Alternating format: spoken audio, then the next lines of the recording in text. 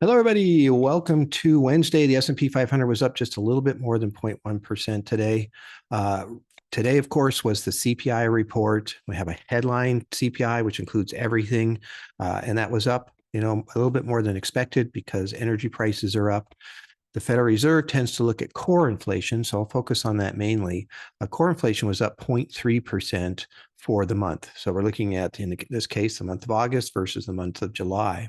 And that's not terrible. That annualizes out to 3.6%. We really are trying to get these things down into the 2% range, but it is higher than we saw for both of the last 2 months, where it was at 0.2%, which again, that annualizes out to 2.4%. So one of my fears is that inflation kind of picks back up, at a high rate, and the Fed Reserve has to get back on, the rate increases.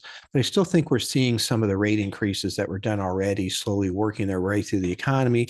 We're seeing some softness in different areas. We have China that's showing some softness, which helps for global inflation and whatnot. So there's some pieces out there that are kind of holding inflation at bay at the moment, but there is a lot of pent up demand. People are getting out there and doing things. And, we normally see a lot of activity in the summer times anyway, because people can travel, and they're certainly out there in droves this summer. So, we'll see how this plays out going forward.